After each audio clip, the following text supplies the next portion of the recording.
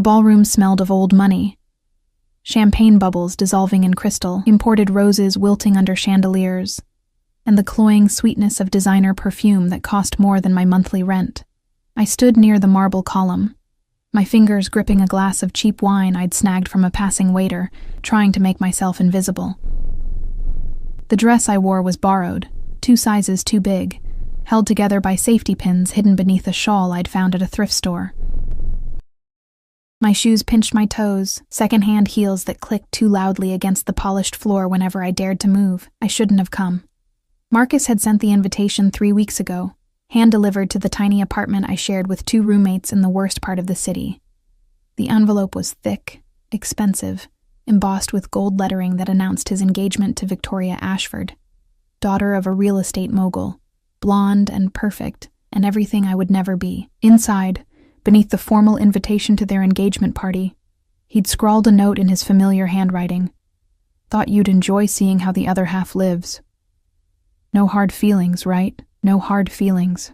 I'd cried for 2 hours after reading it, then thrown the invitation in the trash. But my roommate Sarah had fished it out, insisting I needed closure. She'd helped me pin the dress, done my makeup with practiced hands, and pushed me out the door with a pep talk about showing Marcus exactly what he'd lost. Except standing here now, surrounded by women dripping in diamonds, and men discussing stock portfolios like they were football scores, I felt exactly like what I was. A cleaning lady who'd once been foolish enough to fall in love with a rich boy slumming it during his rebellious phase. The music swelled, a classical piece I didn't recognize, and couples began drifting onto the dance floor. I watched Marcus twirl Victoria beneath the chandelier, her laugh tinkling like expensive wind chimes. He looked happy. Genuinely happy. The kind of happy he'd never looked with me. Not even in the beginning when he'd promised me the world from the back seat of his Mercedes. "Champagne, miss?"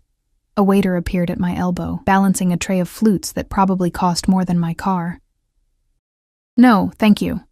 My voice came out smaller than I intended. He moved on and I debated slipping out. No one would notice. No one had noticed me arrive, standing awkwardly by the coat check while couples swept past me in waves of silk and laughter. I was a ghost here, a joke. Marcus's final petty revenge for daring to cry when he dumped me 6 months ago. I'd taken 2 steps toward the exit when I felt it, that prickling sensation at the base of my skull that meant someone was watching me.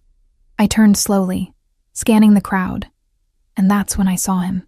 He stood at the far end of the ballroom, partially obscured by a cluster of laughing socialites, but somehow impossible to miss. Tall, with shoulders that strained against a black suit that had clearly been tailored to perfection. Dark hair swept back from a face that could have been carved from marble, all sharp angles and dangerous beauty. But it was his eyes that froze me in place. Even from across the room, I could feel their weight, dark and intense and fixed entirely on me. 2 men flanked him, both built like linebackers in expensive suits, their postures alert despite the relaxed party atmosphere. The man on his right leaned in, whispering something, but those dark eyes never left my face. Heat crawled up my neck. I looked away quickly, pretending sudden interest in the ice sculpture melting slowly on the refreshment table. When I risked another glance, he was still watching me, and now something that might have been amusement curved the corner of his mouth. "Oh my God, is that really you?" I jumped, nearly dropping my wine glass. Victoria materialized beside me, her engagement ring catching the light like a small sun on her finger. Up close, she was even more beautiful. Flawless skin, perfect teeth, the kind of effortless elegance that came from generations of good breeding and better skincare. "Victoria," I managed. "Congratulations. Marcus said you might actually show up." She looked me up and down, her smile not quite reaching her eyes. "How brave of you. I don't think I could face my ex at his engagement party. But then again, I've never been dumped quite so publicly." The memory burned. Marcus ending things via text message, then posting photos with Victoria the same day. My friends had seen it before I had, their pitying faces when I'd walked into work that Monday morning. "I should go," I said, setting down my glass with shaking hands. "Oh, don't leave on my account." Victoria's voice dripped false sweetness. Actually, Marcus and I have a little game planned. You'll want to stay for this." Before I could respond, she'd glided away, her hand raised to catch Marcus's attention. I watched with growing dread as she whispered something in his ear, both of them glancing in my direction. Marcus's face lit up with cruel delight. The music stopped. A microphone screeched feedback, and Marcus's voice filled the ballroom. "Ladies and gentlemen, if I could have your attention for just a moment. Victoria and I want to thank you all for celebrating with us tonight." Applause rippled through the crowd. But before we continue, there's a tradition I'd like to revive. The first dance isn't just for the engaged couple anymore. We're inviting all the single ladies to join us on the floor. My stomach dropped. "Come on, don't be shy." Marcus's eyes found mine across the room, glittering with malice. "Everyone deserves a chance to dance, even if they came alone." Laughter scattered through the crowd. Several women moved toward the dance floor, giggling, clearly in on the joke. I stood frozen, humiliation burning through my veins like acid. This was it. The real reason he'd invited me. Not closure, not even cruelty. Just entertainment. The couples parted, creating a clear path from where I stood to the empty center of the dance floor. Hundreds of eyes turned toward me. I heard whispers, saw smirks poorly hidden behind champagne flutes. "Run," my mind screamed. "Just run." But my feet wouldn't move. I was trapped in that horrible spotlight of attention. The poor girl in the too big dress, the punchline to Marcus's engagement party joke. "Well?" Marcus's voice oozed false encouragement. "Don't keep us waiting." I took one shaking step forward, then another. The walk to the dance floor felt like miles, each step echoing in the sudden quiet. My vision blurred with unshed tears. I wouldn't cry. I wouldn't give them that satisfaction. I'd almost reached the polished wood floor when a hand caught my wrist. The touch was gentle but firm, warm fingers wrapping around my pulse point with a possessiveness that sent electricity racing up my arm. I gasped, turning to find myself face to face with the dark-eyed stranger. Up close, he was devastating, the kind of handsome that didn't seem quite real. Sharp cheekbones, a jaw that could cut glass, and those eyes, dark as midnight and twice as dangerous. He smelled like expensive cologne, and something else, something darker. Smoke and whiskey, and barely leashed power. "Dance with me." It wasn't a question. His voice was low, accented. Italian, maybe, or something Mediterranean, and it rolled through me like distant thunder. The two men I'd seen earlier had materialized behind him, their eyes scanning the room with professional alertness. The entire ballroom had gone silent. My voice cracked. "I don't dance with me." Each word was a command, but his thumb traced a small circle on the inside of my wrist, gentle despite the steel in his voice. I didn't know who he was, didn't know why he'd singled me out, or what game he was playing, but Marcus's face had gone pale, Victoria's mouth hanging open in shock. The whispers had shifted from mockery to confusion, everyone craning to see who had dared to interrupt Marcus's carefully orchestrated humiliation. The stranger's lips curved into something that wasn't quite a smile. "Unless you'd rather continue walking into that trap?" He knew. Somehow this beautiful, dangerous man knew exactly what was happening, and he was offering me an escape. I took it. "Yes," I whispered. "I'll dance with you." His smile widened, showing teeth that seemed too white, too sharp. Still holding my wrist, he led me onto the dance floor, his two guards moving to create a subtle barrier between us and the crowd. The musicians, looking uncertain, started a slow waltz. The stranger pulled me close, one hand settling on my waist with a possessiveness that should have frightened me. His other hand clasped mine, fingers threading through mine like we'd done this 1,000 times before. I barely reached his shoulder even in my painful heels. "Don't look at them," he murmured as we began to move. "Look at me." I did, and immediately wished I hadn't. His eyes were endless, pulling me under like dark water. This close, I could see the faint scar cutting through his left eyebrow, the shadow of stubble along his jaw. He moved with liquid grace, leading me through steps I didn't know, my body following his like we were magnets drawn together. "What's your name?" His breath stirred my hair. "Emma." It came out barely audible. Emma Brooks. Emma. He said it like a prayer, like a curse. I'm Dante. Just Dante. No last name. But the way people were staring at us, no longer laughing, but watching with a mix of fear and fascination, told me this man didn't need a last name. Everyone here already knew exactly who he was. Everyone except me. Thank you, I whispered. For this. Don't thank me yet, Piccola. His accent thickened on the endearment. You have no idea what you've just agreed to. Before I could ask what he meant, one of his guards approached, leaning in to whisper urgently in Dante's ear. I caught fragments, outside, waiting, before Dante's expression darkened. His grip on my waist tightened almost imperceptibly. It seems our dance is about to be interrupted. What? The ballroom doors burst open. 6 men in dark suits strode in, their eyes scanning the crowd with military precision before locking onto Dante. They moved with coordinated purpose, spreading out to block the exits. Dante sighed, sounding almost bored.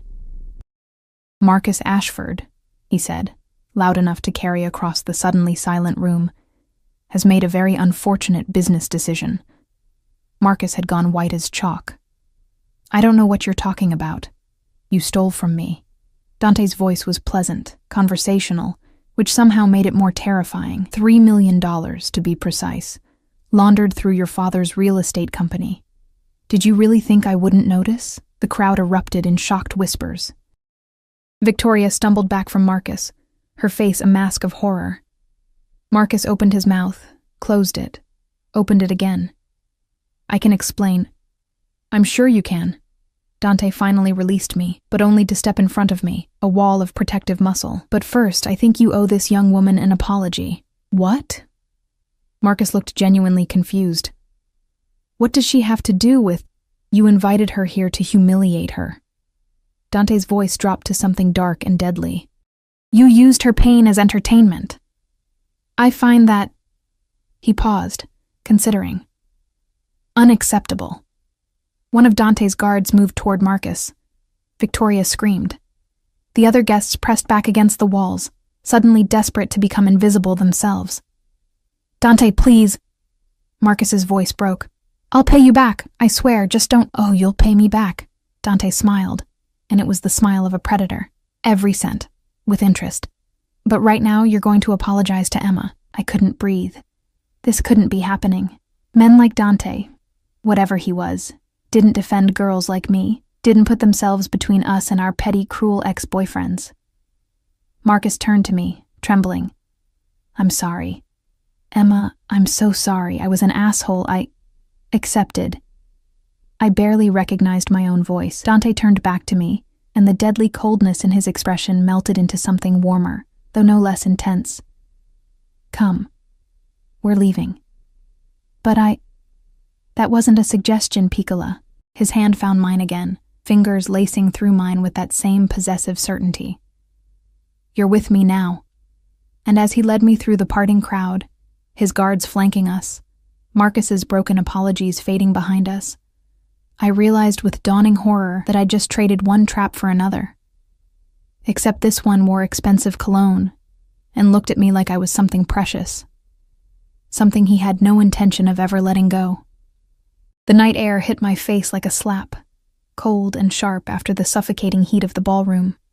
Dante's hand remained locked around mine as he guided me down the marble steps of the Ashford estate, his grip firm enough to prevent escape, but gentle enough not to hurt. My borrowed heels clicked frantically against stone as I struggled to keep pace with his long strides. Wait, please, I don't understand what's happening. In the car. His voice was clipped, efficient. One of his guards had already pulled up a black SUV, sleek, expensive, with windows tinted so dark they looked like pools of ink. The door opened, and I hesitated, every survival instinct screaming warnings. Dante's thumb traced across my knuckles, that same gentle circle from before. I'm not going to hurt you, Emma. His eyes found mine in the amber glow of the estate's lights. But standing here makes you a target. Get in the car. A target for what? For anyone who saw what just happened inside. His jaw tightened. Marcus Ashford isn't the only one who knows he owes me money, and now everyone in that ballroom knows that you're connected to me. I'm not connected to you. I don't even know you. You know my name. His smile was sharp. And you let me touch you. In my world, Piccola, that's more than enough. Before I could protest further, he'd placed his hand on the small of my back and guided me into the SUV with surprising gentleness. He slid in beside me, his guards taking positions in the front seats, and a second vehicle pulling up behind us. The doors locked with an ominous click. The interior smelled like leather, and that dark cologne he wore. I pressed myself against the opposite door, trying to maintain distance, but the space felt impossibly small with Dante taking up most of it. He moved with the coiled grace of a panther, every gesture controlled, economical. Where are you taking me? My voice shook despite my efforts to sound brave. Somewhere safe. He pulled out a phone. No, 2 phones, both sleek and expensive looking. He typed something quickly on one, then glanced at me. What's your address? Why? Because you'll need clothes, toiletries, unless you plan to wear that dress forever. His eyes swept over my borrowed outfit, and something flickered in his expression. Not mockery, but something darker. Anger, maybe. Who gave you that invitation? Marcus. Why? I looked away, shame burning through me. We dated 2 years ago. He wanted me to see him happy with someone else. The silence that followed was heavy, dangerous. When I finally worked up the courage to look at Dante, his expression had gone completely blank. The kind of blank that meant violence simmering just beneath the surface. He invited you to humiliate you. It wasn't a question, but I nodded anyway, and you came. His voice was soft, almost gentle. Why? I don't know. The tears I'd been holding back since the ballroom finally escaped, hot tracks down my cheeks. I thought maybe I needed closure. Or maybe I'm just stupid enough to think that he might... I trailed off, unable to finish. Might what? Want you back? Dante leaned closer, and I could smell whiskey on his breath, sharp and clean. You're not stupid, Emma. Just soft. Too soft for men like Marcus Ashford. His finger caught my chin, tilting my face up to meet his eyes. Too soft for men like me. Then let me go. No. The word was absolute. Not until I know you're safe. Safe from what? He released my chin, but didn't move back. Marcus stole from me. $3 million laundered through construction contracts his father's company never fulfilled. I've been tracking him for 6 months. His smile was cold. Tonight was supposed to be a simple collection. Then I saw you. My heart hammered against my ribs.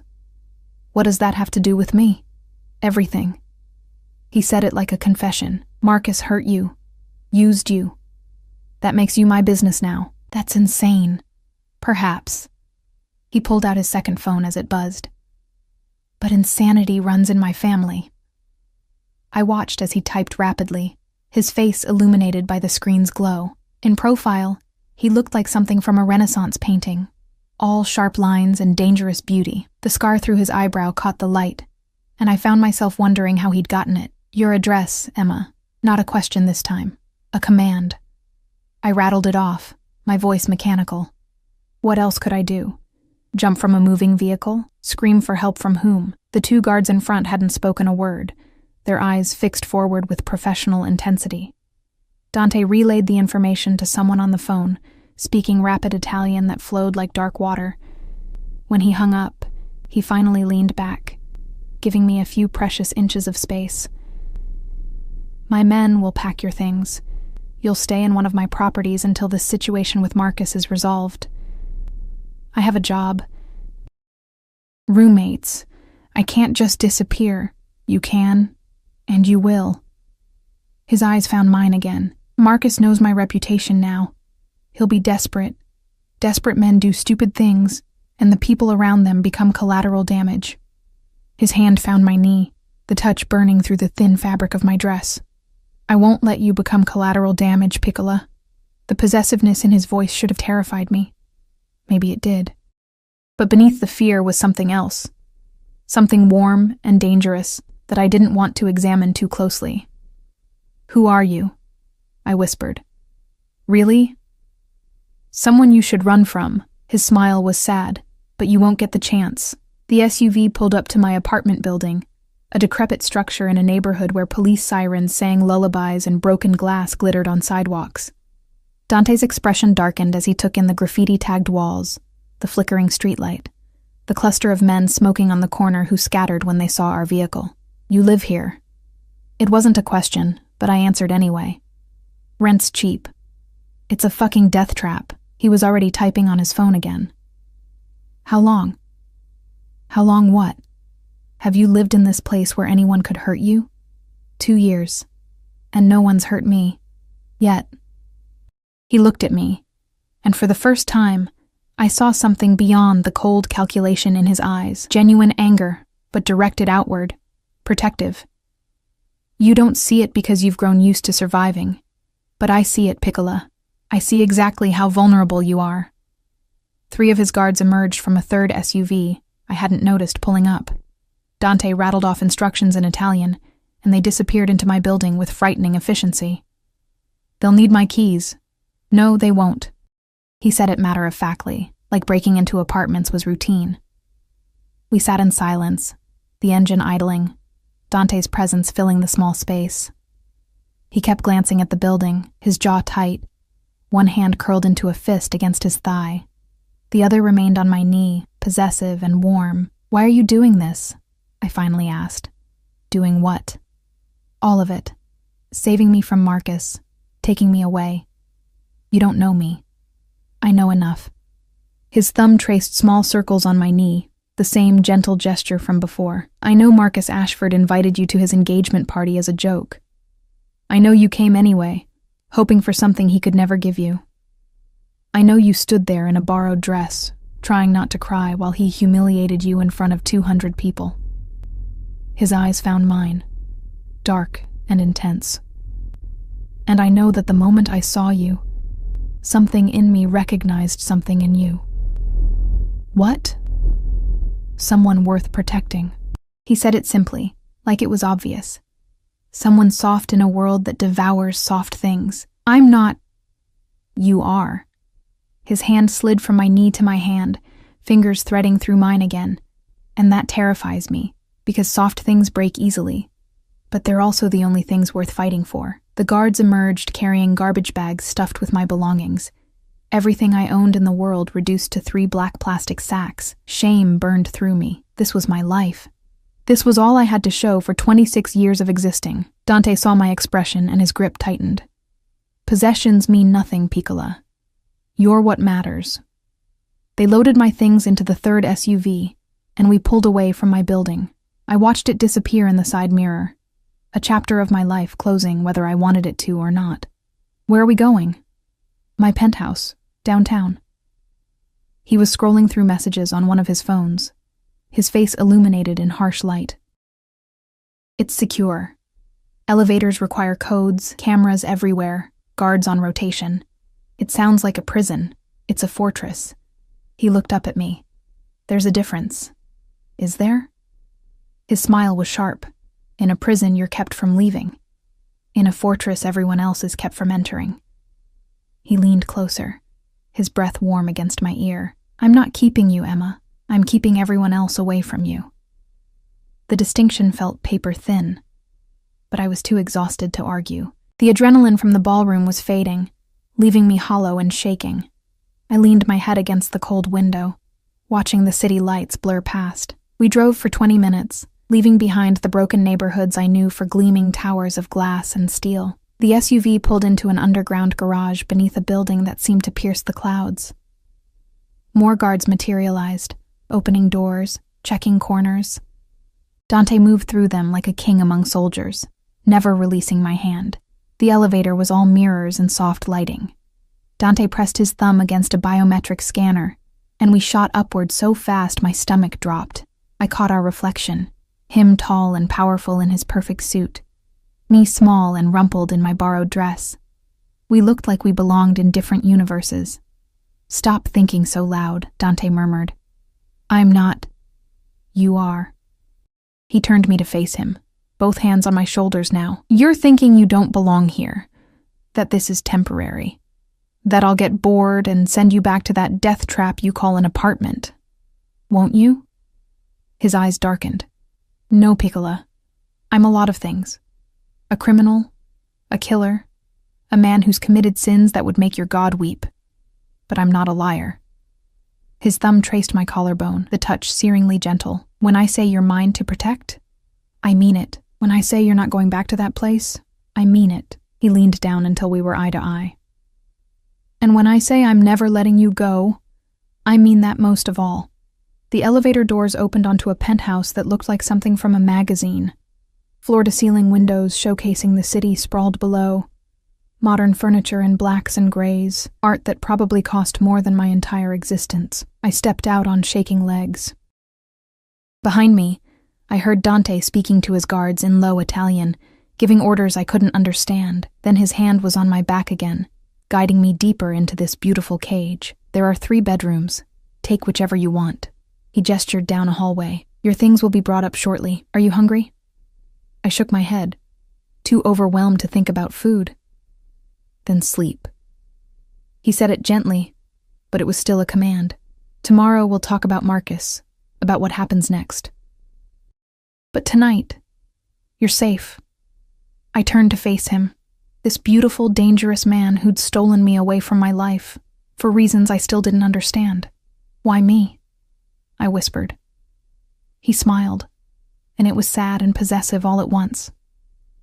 Because when I saw you standing there, trying so hard to be brave while they tore you apart, I saw something I thought I'd destroyed in myself a long time ago. What?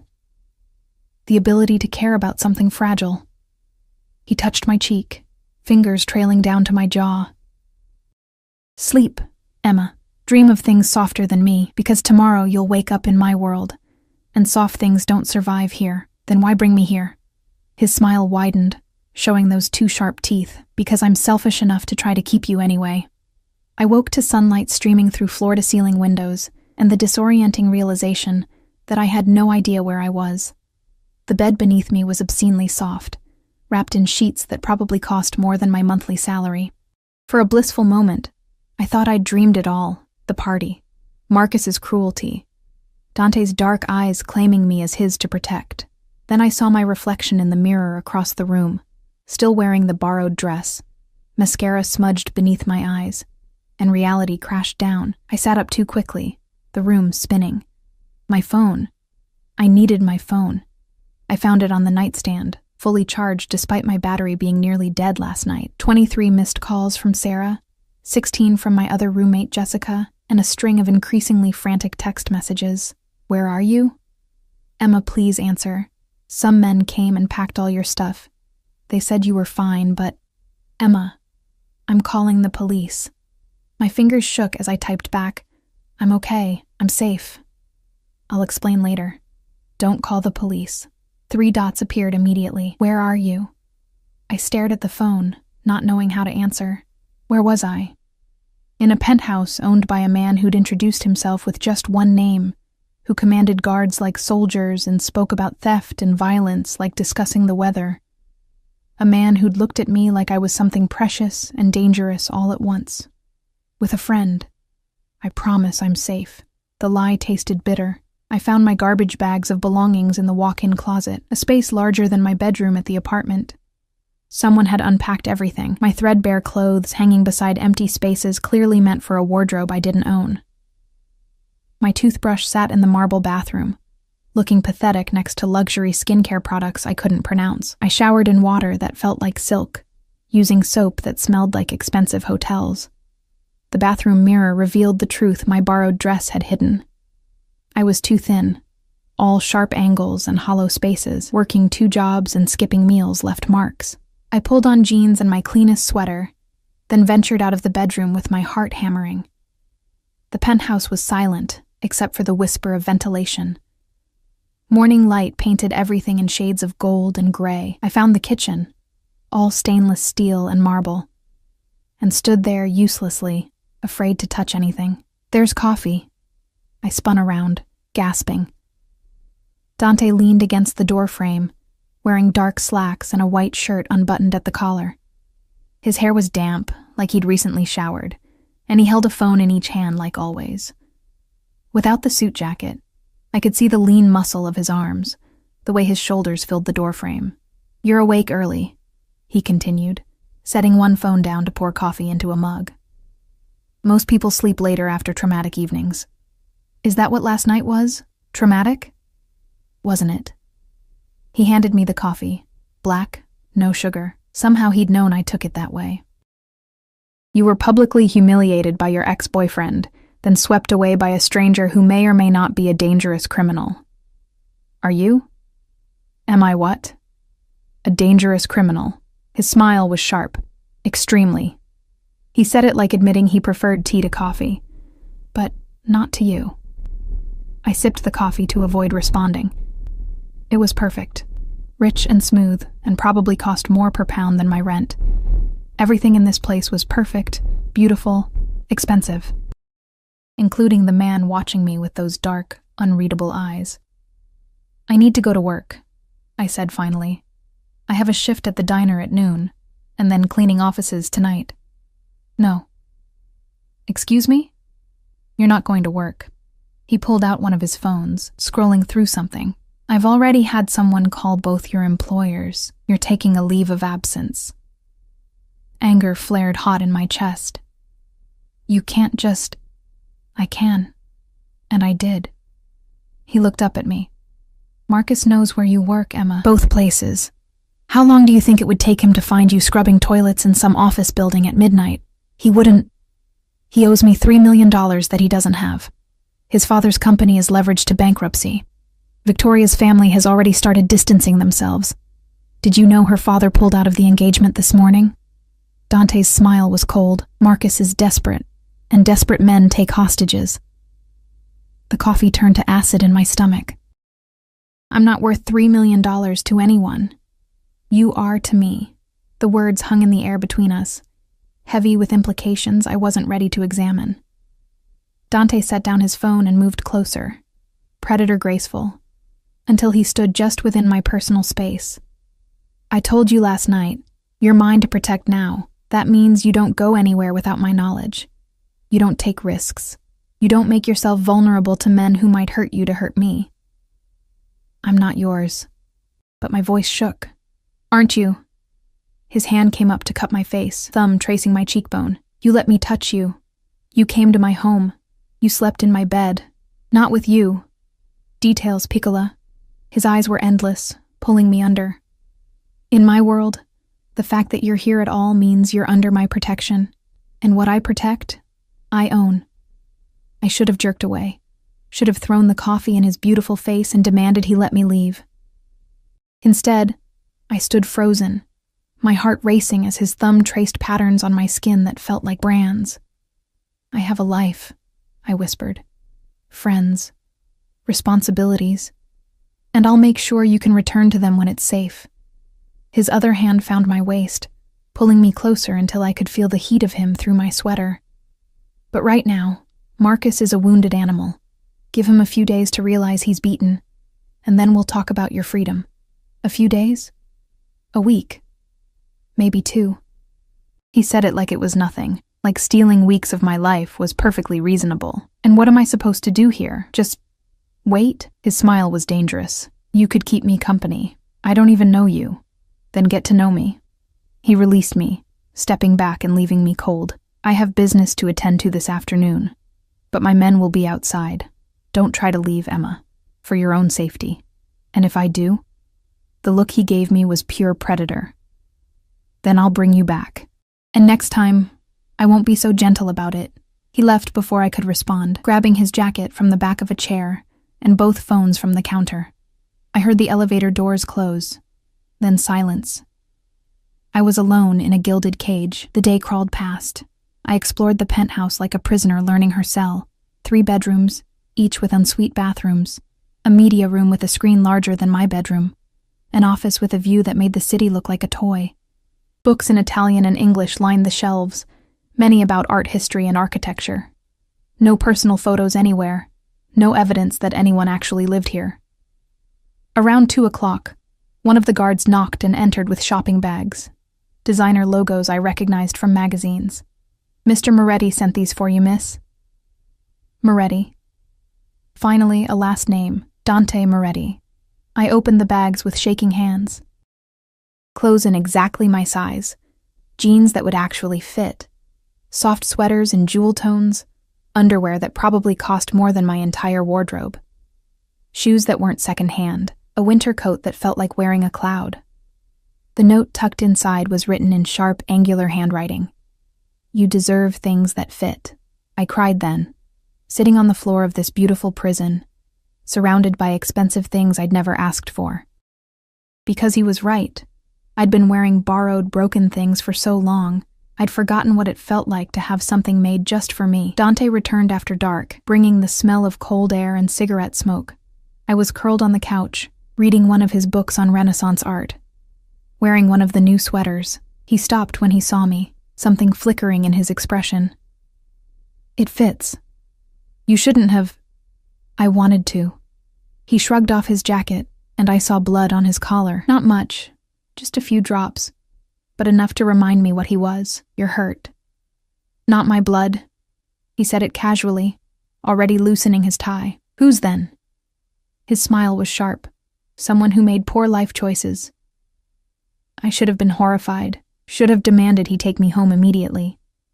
Instead, I found myself asking, "Marcus?" "No. Marcus is currently under, let's call it house arrest. His father is liquidating assets to pay me back." Dante poured himself whiskey from a crystal decanter.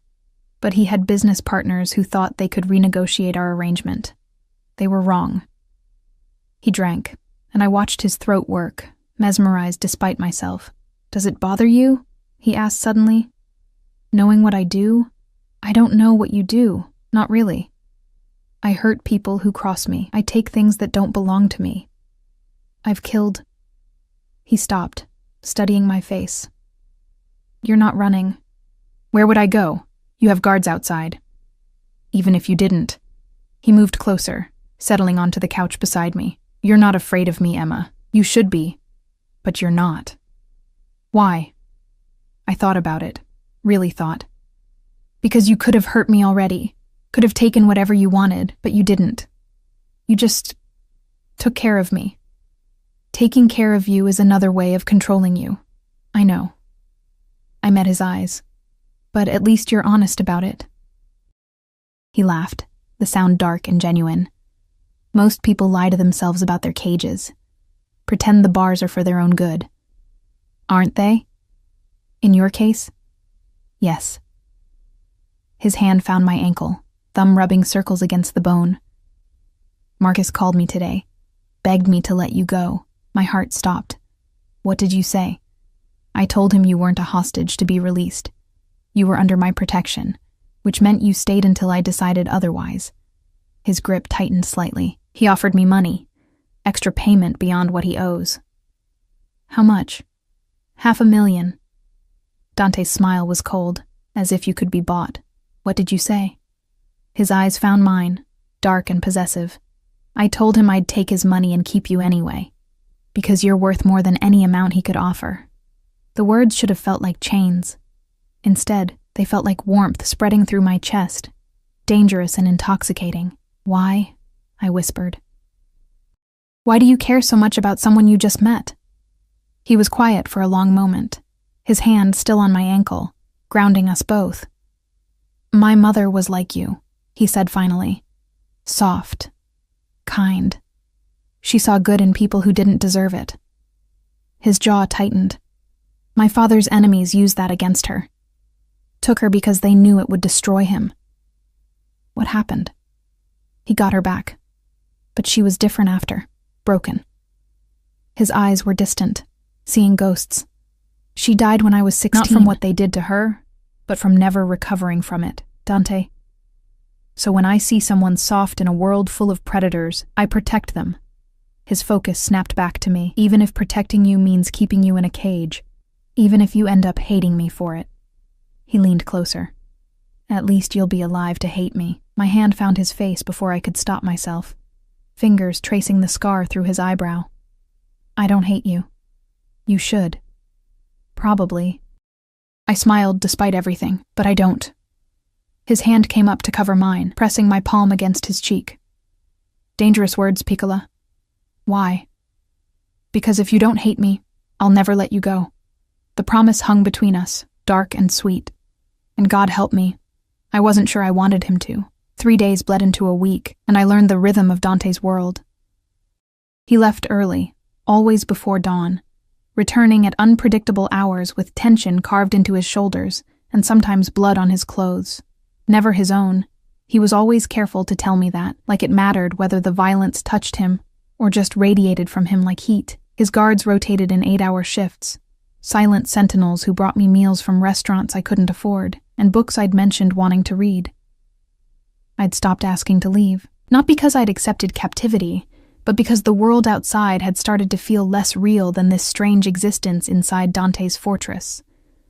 Sarah had stopped calling after I'd reassured her I was safe. My jobs had replaced me. The apartment I'd shared was being rented to someone else.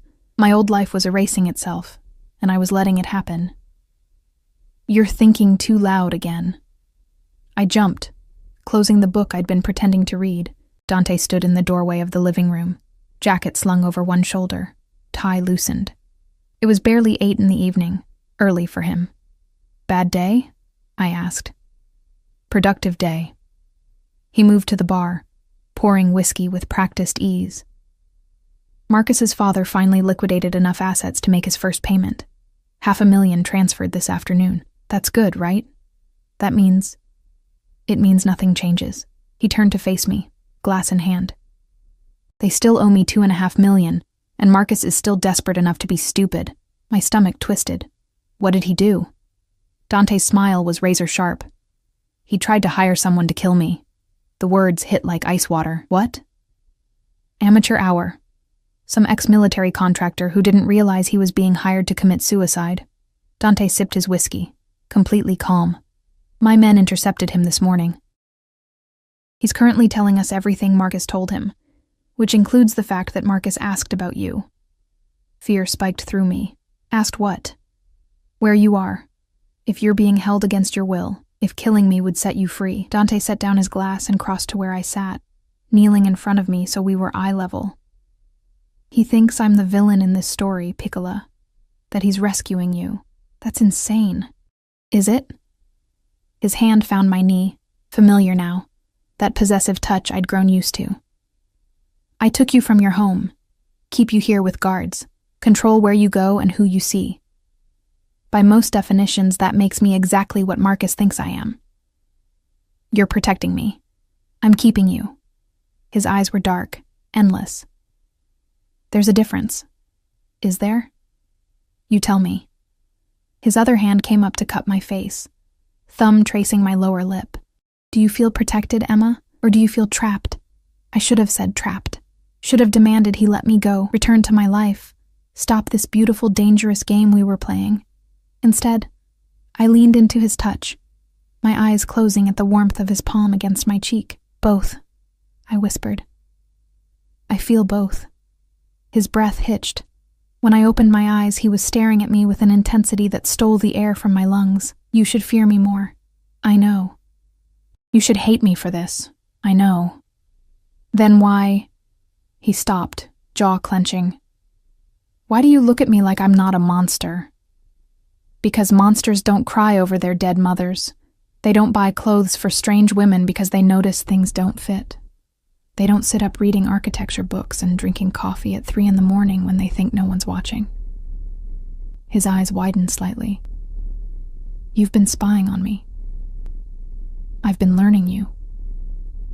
My hand covered his on my cheek. The same way you've been learning me, knowing I take my coffee black. That I read when I'm anxious. That I bite my lip when I'm thinking. You do. His thumb pressed gently against my lower lip, stopping the habit. You'll hurt yourself, and you care. I shouldn't. But his hand stayed on my face, gentle despite the violence I knew it was capable of. Caring about you makes you a weakness, something my enemies can use against me. Like they used your mother against your father. Pain flashed in his eyes. Yes. Then let me go. I forced the words out. Before I become that weapon, his grip tightened, possessive. No, Dante. I said no. He stood abruptly, turning away from me. I've spent 10 years building walls, Emma, ensuring nothing and no one could be used to hurt me. I don't have weaknesses. I don't have soft spots. I don't... He laughed, bitter. I didn't. Until you. I didn't ask for this. Neither did I. He spun back to face me. Do you think I wanted to feel this? To see you standing in that ballroom looking so fucking breakable and feel something in me crack open? He moved closer. Predatory. I should have walked away. Should have let Marcus humiliate you and forgotten your face by morning. Why didn't you? Because you looked at me.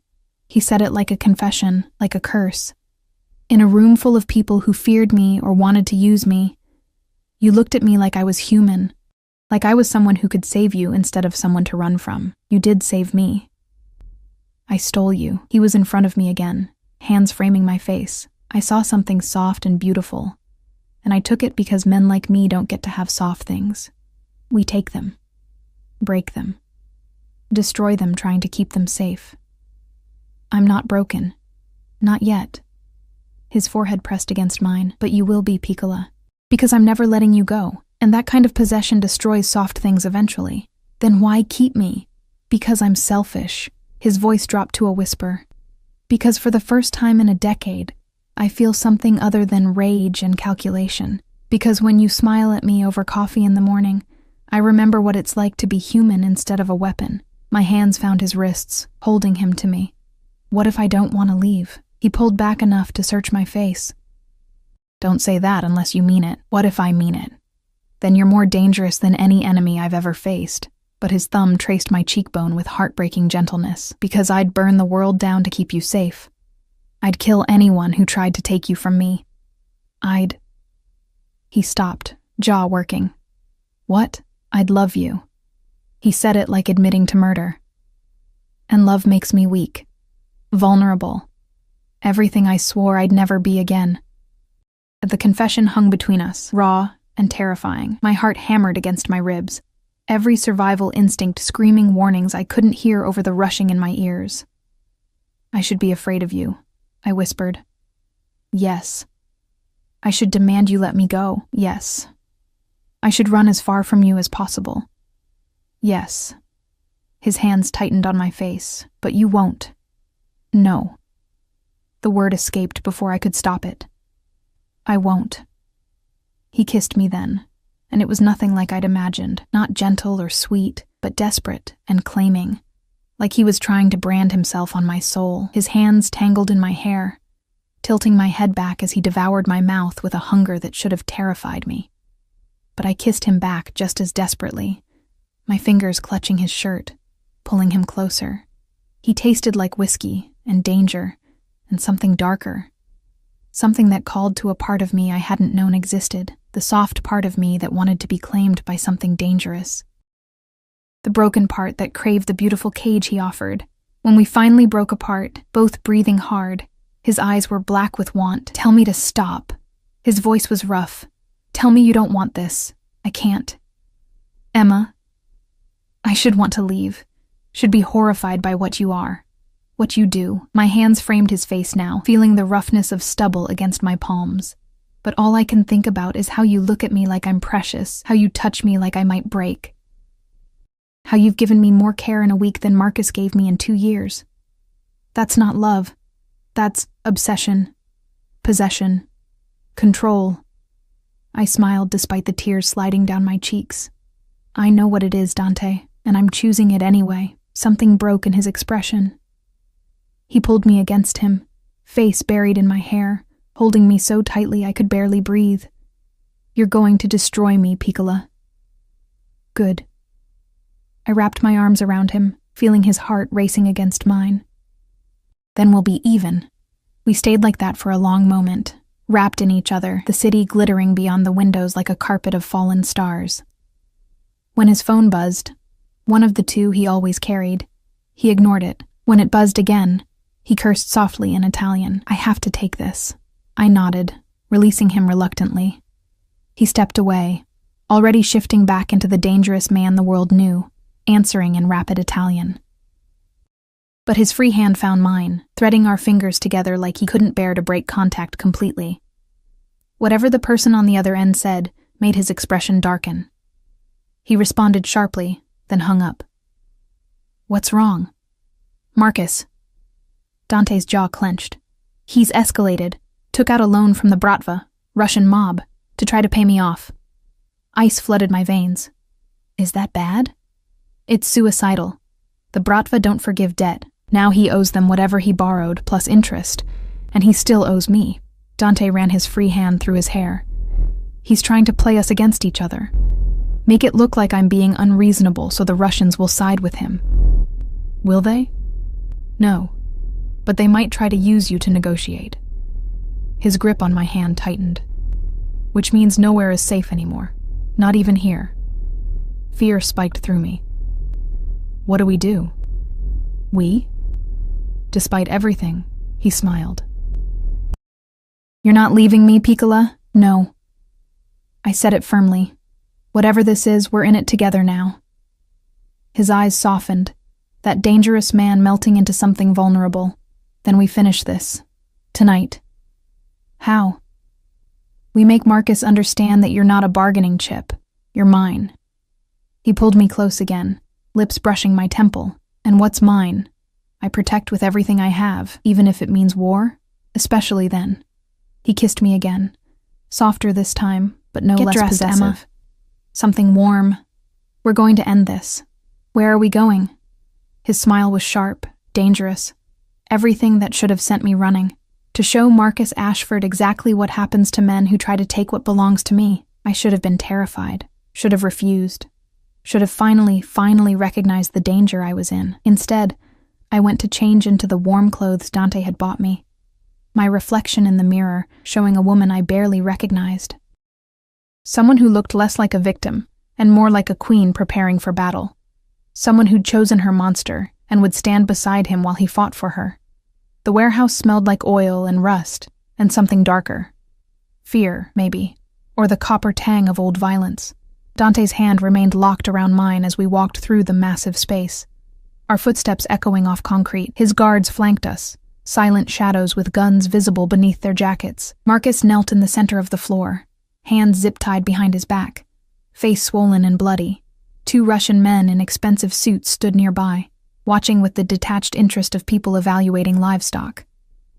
Victoria sat in a folding chair against the wall, crying silently, her perfect makeup streaked down her face. "Emma." Marcus's voice cracked when he saw me. "Oh God, Emma, I'm so sorry." "Shut up." Dante's voice was conversational, but Marcus flinched like he'd been struck. "You don't get to speak to her." One of the Russians stepped forward, older, gray-haired, with eyes like winter. "Moretti, you bring your woman to business meeting?" "This is personal, Volkov. She stays." Dante's grip on my hand tightened slightly, the only sign of tension in his otherwise relaxed posture. "Marcus owes me $2.5 million. He came to you for a loan to pay me. I'm here to explain why that was a mistake." Volkov's smile was thin. "Boy owes us $3 million now. Plus interest. He say you are unreasonable man, that we should negotiate on his behalf. Did he mention why he owes me money in the first place? He say business deal gone bad. He stole from me." Dante's voice dropped to something deadly quiet. "Laundered funds through his father's construction company. Used my money to finance his lifestyle while honest contractors went unpaid." He gestured at Marcus. "This isn't a business deal gone bad. This is theft." Marcus made a choking sound. "I was going to pay you back with Russian mob money?" Dante laughed, dark and humorless. "You're not just a thief, Marcus. You're an idiot. Please." Victoria's voice was small. "Please, just let him go. His father is selling everything. His father is selling things that were purchased with my money." Dante turned his attention to her, and I felt him shift into something colder, more dangerous. "Tell me, Victoria, did you know your fiancé was a thief when you accepted his proposal?" She shook her head frantically. "Did you know he invited his ex-girlfriend to your engagement party specifically to humiliate her? To make himself feel powerful by making someone else feel small?" Victoria's eyes found mine, horror and shame warring in her expression. I thought it was just a joke. Jokes are funny. Dante's voice cut like a blade. Cruelty is not. Volkov cleared his throat. This is very touching, but we have business. The boy owes money. To you. To us. Someone must pay. Agreed. Dante released my hand and stepped forward, and I felt cold without his touch. Here's what's going to happen. Marcus's father will continue liquidating assets to pay me back, every cent with interest, until the debt is cleared. And our money. Volkov's eyes narrowed. Consider it a lesson in due diligence. Dante's smile was sharp. You loaned money to a thief without checking his situation. That's poor business, Volkov. I'm not responsible for your mistakes. The temperature in the warehouse dropped 10 degrees. Volkov's men shifted, hands moving toward weapons. Dante's guards responded in kind, a deadly dance of implied violence. You refuse to honor his debt to us? Volkov's voice was silk over steel. I refuse to let you profit from his stupidity at my expense. Dante didn't move, didn't reach for a weapon, but somehow he dominated the space.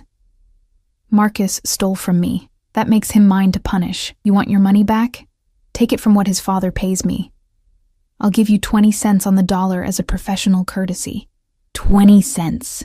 Volkov's face darkened. That is insult. That's business. Dante's expression didn't change. You gambled on a bad investment. I'm offering you a partial return. Take it or write it off as a loss. The silence stretched, thick with threat. I realized I'd stopped breathing, my heart hammering so hard I could feel it in my throat. This was Dante's world. Negotiations at gunpoint, fortunes won and lost in concrete warehouses, violence always one wrong word away. Finally, Volkov laughed. You have balls, Moretti. I respect this. He gestured at his men, who relaxed fractionally. 20 cents on dollar, but you owe me favor. Within reason. Within reason, Volkov agreed. He looked at Marcus with disgust. And this one? What happens to him? Dante turned to me, and everyone in the warehouse followed his gaze. That depends on Emma. My mouth went dry. What? He hurt you. Used you. Dante's eyes held mine, dark and intense. You get to decide what happens to him. Marcus made a desperate sound. Emma, please. We were good together once, remember? I made a mistake. I was young and stupid. But I never meant. You invited me to your engagement party as a joke. My voice came out steady despite my shaking hands. You wanted to humiliate me in front of everyone you knew. You wanted me to feel small and worthless and pathetic. I'm sorry. You're sorry you got caught. Sorry it backfired. I looked at Dante. What are my options? His smile was dangerous, proud. Anything you want, Piccola. I'll kill him if you ask. Break him. Destroy everything he has left. The power in those words was intoxicating. I could end Marcus with a word, could make him suffer the way he'd made me suffer. But looking at him kneeling there, pathetic and broken, I felt nothing but pity. Let him go, I said finally. Dante's expression flickered with surprise. Emma, let him pay back what he owes. Let him live with the consequences of his choices. I met Marcus's eyes. But I want him to know that I'm not the weak girl he thought he could hurt. That I'm worth more than he ever deserved. Silence. Then Dante moved to me, his hand cupping my face with heartbreaking gentleness. You're extraordinary. I'm just tired of being afraid. You're not afraid anymore? I looked around the warehouse, at the guards with their guns, at Volkov with his cold eyes, at Marcus bleeding on the floor. I'm terrified, but not of you. His kiss was soft, reverent, completely at odds with the violence surrounding us. When he pulled back, his eyes were warm. Get her out of here, he told one of his guards. Take her home. I'm not leaving you. I need to finish this. 5 minutes, then I'll follow. He kissed my forehead. Trust me. I did. God help me, I did. The penthouse felt different when I returned. Less like a cage and more like a sanctuary. I showered, washing away the smell of the warehouse, and changed into soft clothes. My hands were still shaking when Dante walked through the door an hour later. Is it done? It's done. He looked exhausted, the dangerous edge worn away to reveal the man beneath. Marcus will pay back every cent over the next 10 years. Volkov took his 20%. Victoria broke off the engagement. She was just collateral damage in all this. And us? He moved to me, pulling me into his arms. There is no and us. There's just us. You and me. Together. I chose this. I whispered against his chest. I chose you. I know. His hand stroked my hair. And I'll spend every day proving you made the right choice. Even though you're a dangerous criminal? Even though. He tilted my face up to meet his eyes. I can't change what I am, Emma. Can't promise you safety or normalcy or anything resembling a regular life. But I can promise that I'll protect you with everything I have. That I'll worship you like the precious thing you are. That I'll... Love me? I finished for him. His smile was soft, vulnerable. I already do. Have since the moment you looked at me in that ballroom like I was capable of saving you. You did save me. We saved each other. He kissed me, slow and deep and full of promise. You showed me I could feel something other than rage. I showed you that you deserved more than men like Marcus. So what happens now? Now? He pulled me toward the bedroom, his intent clear in his dark eyes. Now I show you exactly how much you mean to me, how precious you are, how I plan to spend the rest of my life making sure you never doubt your worth again. That's very possessive. I'm a possessive man. His smile was sharp. You knew that when you chose me. I did. I let him pull me close, let his hands map my body with reverent touches. And I'd choose you again. Dangerous words, Piccola. I'm a dangerous woman now. I have a Mafia boss who'd burn the world for me. His laugh was warm against my skin. That you do. 6 months later, I woke to sunlight and the smell of coffee, Dante's arm heavy across my waist. The penthouse had become home, my books on the shelves, my clothes in the closet, my coffee mug in the kitchen. I had a life now that looked nothing like my old one. I'd gone back to school, studying art history with tuition Dante paid without blinking. My old roommates visited regularly, Sarah finally accepting that I was genuinely happy. I'd even started painting again. Something I'd given up when survival became more important than dreams. Dante had kept his word, protecting me, worshipping me, loving me with an intensity that should have been terrifying, but felt like coming home. You're thinking too loud, he murmured against my shoulder, just thinking how strange life is. Strange how? A year ago, I was cleaning toilets and dating a man who saw me as temporary entertainment. Now I'm living with a Mafia boss who looks at me like I hung the stars. He rolled me to face him, his eyes warm in the morning light. You did hang the stars. My whole world was darkness before you. That's very poetic for a criminal. I'm a man of many talents. His hand traced patterns on my skin. Speaking of which, he pulled a small box from the nightstand. My heart stopped. Dante, let me finish. He opened it, revealing a ring. Not huge or ostentatious, but perfect. A deep red ruby surrounded by diamonds. I know this isn't traditional. I know I'm not the kind of man you should build a life with. But you chose me anyway, and I want to choose you back. Every day. Forever. Tears blurred my vision. Is this... Marry me, Emma. His voice was rough with emotion. Let me give you my name, my protection. Everything I have. Let me spend the rest of my life proving that choosing me wasn't a mistake. It wasn't a mistake. I threw my arms around him, laughing and crying at once. Yes, I'll marry you. He slid the ring onto my finger, then kissed me like I was air and he was drowning.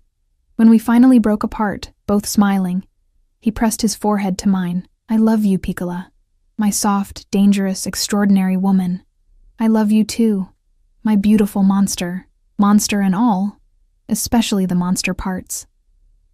I kissed him again. They're what make you mine. Outside, the city stretched endlessly, full of danger and possibility, but here, wrapped in Dante's arms, wearing his ring, I felt nothing but safe, chosen, loved. I'd walked into that ballroom a broken girl hoping for closure. I'd walked out claimed by a man who saw my worth when I couldn't see it myself. And if that made me Mrs. Emma Moretti, Wife of a mafia boss, queen of a dangerous empire, I'd wear that crown with pride. Because sometimes the most dangerous choice is the one that saves you. And I chose to be saved.